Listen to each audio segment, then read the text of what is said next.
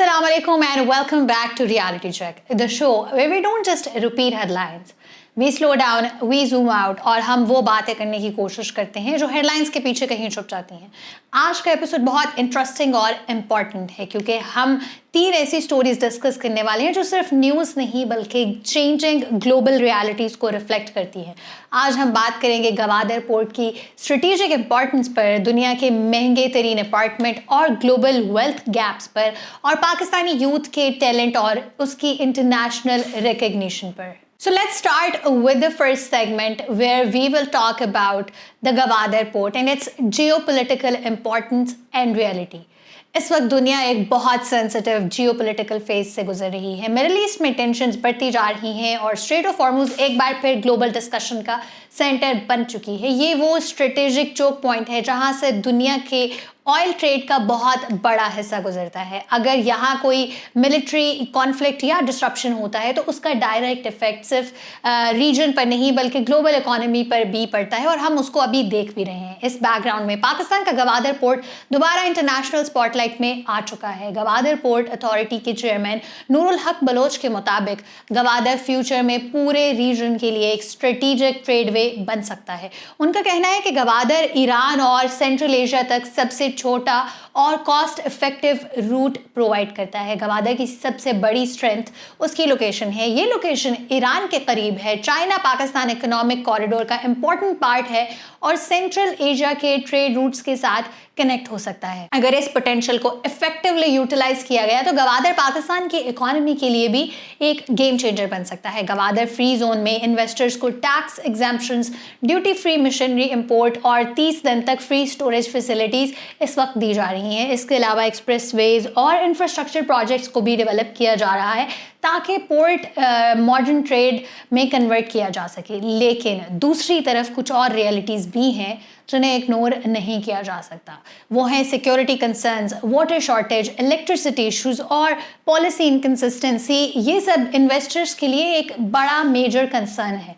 बहुत से एक्सपर्ट्स का मानना है कि इंफ्रास्ट्रक्चर बनाना इंपॉर्टेंट है लेकिन उससे ज़्यादा ज़रूरी है लॉन्ग टर्म स्टेबिलिटी और ट्रस्ट बिल्डिंग मेजर्स। गवादर का कंपैरिजन अक्सर दुबई और सिंगापुर के पोर्ट्स के साथ किया जाता है, लेकिन हमें ये बात भी समझनी होगी कि दुनिया के successful trade hubs overnight develop नहीं हुए थे। उन्हें डेकेड्स लगे थे, कंसिस्टेंट पॉलिसीज बनाई गई और स्ट्रॉन्ग गवर्नेंस की ज़रूरत जो है वो बहुत ज़्यादा है। गवादर के अंदर फिशिंग इंडस्ट्री, लॉजिस्टिक सेक्टर्स और लोकल बिजनेसेस के लिए भी अपॉर्चुनिटीज़ क्रिएट हो रही हैं। Local economy Aahista Aahista transform हो रही है और अगर ऐसी डेवलपमेंट्स इसी डायरेक्शन में कंटिन्यू रही तो आने वाले कुछ सालों में गवादर साउथ एशिया के लिए एक मेजर कमर्शियल हब्स में शामिल हो सकता है। लेकिन सबसे इंपॉर्टेंट बात यह है कि गवादर सिर्फ इकोनॉमिक प्रोजेक्ट नहीं बल्कि एक स्ट्रेटेजिक प्रोजेक्ट भी है। ये पाकिस्तान को रीजनल कनेक्टिविटी के सेंटर में ला सकता है जो कि एक बहुत बड़ी डेवलपमेंट हो सकती है और शायद इसीलिए दुनिया की बड़ी पावर्स गवादर को इतने क्लोजली ऑब्जर्व कर रही हैं। अब चलते हैं एक दुनिया के दूसरे एक्सट्रीम पर जहां वेल्थ और लग्जरी का स्केल आम इंसान के लिए शायद इमेजिन करना भी मुश्किल है। मोनाको में दुनिया का सबसे महंगा अपार्टमेंट 55 करोड़ डॉलर से ज्यादा में सेल हुआ है। ये पाकिस्तानी करेंसी में अगर इसको देखा जाए तो ये तकरीबन 154 अरब रुपए बनते हैं। ये अल्ट्रा लग्जरी पेंट हाउस एक यूक्रेनियन बिलियनर ने परचेज किया है।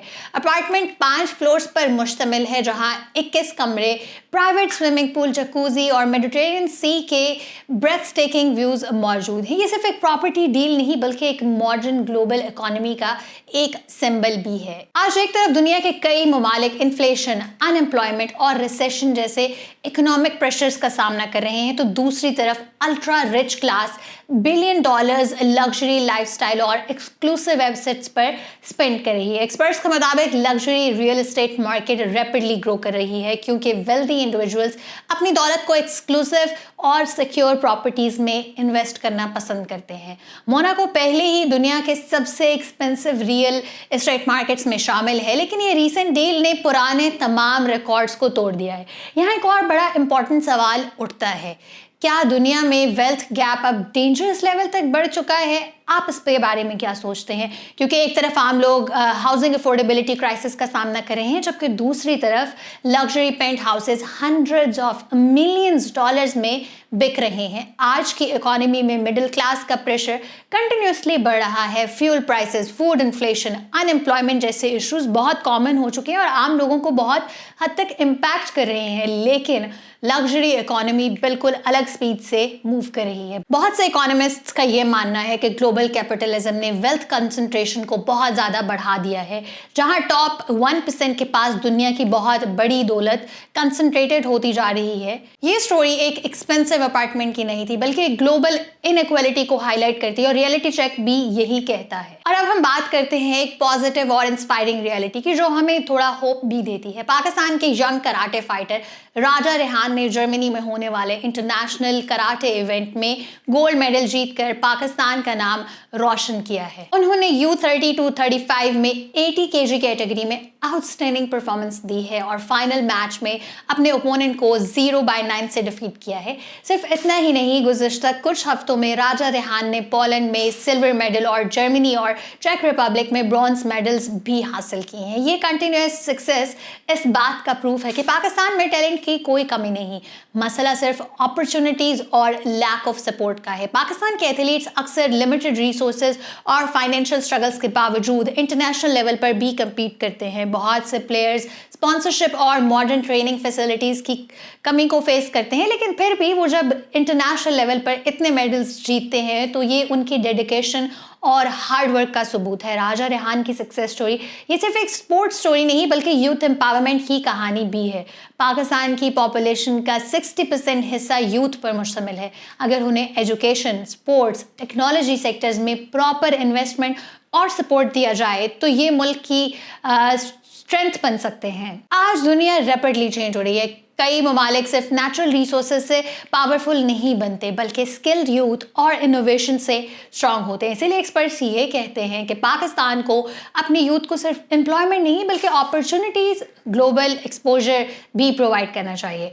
राजा रेहान जैसी इंटरेस्टिंग और इंस्पायरिंग स्टोरी हमें ये याद दिलाती है कि पाकिस्तान में इमेंस पोटेंशियल मौजूद है, जिसको सिर्फ अनलॉक होने का इंतज़ार है। आज हमने इन स्टोरीज में मुख्तलिफ रियलिटीज़ को देखा। पहली रियलिटी गवादर की है, जहां स्ट्रेटेजिक पोटेंशियल बहुत ज़्यादा है, लेकिन एग्जीक्यूशन अभी भी टेस्ट में है। जबकि दूसरी रियलिटी ग्लोबल लग्जरी इकोनॉमी की है, जहां वेल्थ और इनइक्वालिटी का गैप कंटिन्यूसली बढ़ता जा रहा है और मज़ीद विजिबल हो रहा है। और तीसरी रियलिटी पाकिस्तान की यूथ की, जो लिमिटेड रिसोर्सेज के बावजूद दुनिया भर में अपना टैलेंट प्रूव कर रही है और पाकिस्तान का नाम रोशन कर रही है। आखिर सवाल ये है कि हम किस डायरेक्शन में जा रहे हैं? क्या दुनिया इकोनॉमिक बैलेंस की तरफ मूव कर रही है या अनइक्वालिटी और अनसर्टेनिटी की तरफ? और क्या पाकिस्तान अपने स्ट्रेटेजिक प्रोजेक्ट्स और यूथ पोटेंशियल को इफेक्टिवली यूटिलाइज कर पाएगा? और क्या digital economy future stability provide करेगी या ज़्यादा वॉलेटिलिटी क्रिएट करेगी? आपकी इस पर क्या राय है? हमें कमेंट सेक्शंस में ज़रूर बताएं। If you enjoyed this episode of reality check, don't forget to like, share and subscribe. I am Ramna Said signing off from Reality Check. Catch you in the next episode.